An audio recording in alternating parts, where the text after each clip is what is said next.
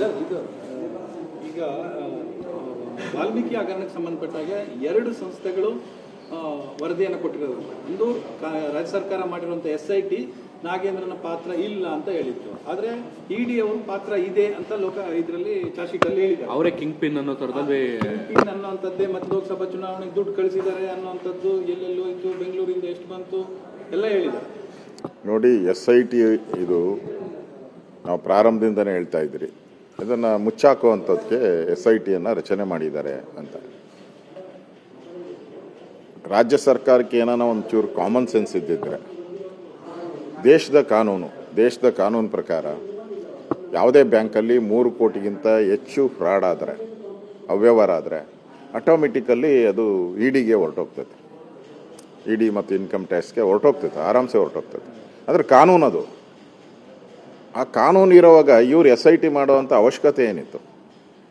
ಯಾಕಂದರೆ ಇದೊಂದೇ ಕೇಸಲ್ಲ, 16 ವರ್ಷಗಳಿಂದ EDಯಲ್ಲಿ ಅದು ಇರೋವಂಥ ಕಾನೂನು ಅದು. ಇದೊಂದೇ ಕೇಸ್ಗೇನು ಅವರು ಬರಲ್ಲ. ಈ ದೇಶದಲ್ಲಿ ಎಲ್ಲೇ ಆದರೂ ಕೂಡ ED ಅದಕ್ಕೆ ಎನ್ಕ್ವೈರಿ ಮಾಡ್ತದೆ, ಮನಿ ಲಾಂಡ್ರಿಂಗ್ ವಿಚಾರವಾಗಿ ಸಂಬಂಧಪಟ್ಟಂತೆ ಅಂತ. ಅದಕ್ಕೆ ಅದೇ ಸಂಸ್ಥೆ ಅದು.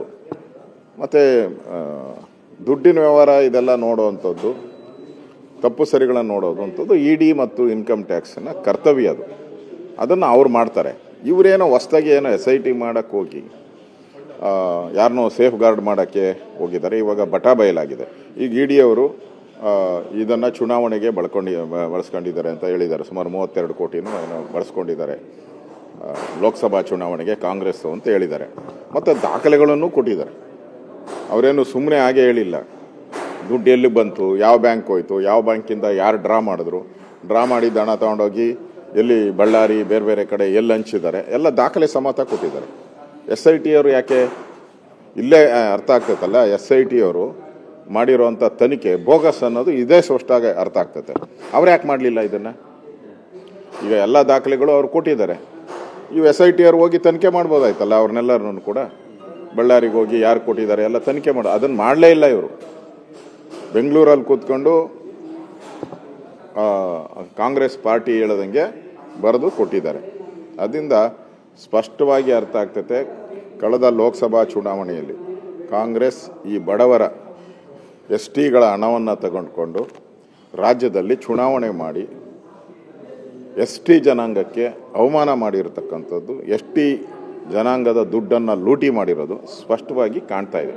ಇನ್ನು CBI ತನಿಖೆ ಬೇರೆ ಇದೆ, ಅದು ಬೇರೆ. ಅದರಲ್ಲಿ ಏನೇನು ಹೊರಗಡೆ ಬರುತ್ತೋ ಗೊತ್ತಿಲ್ಲ.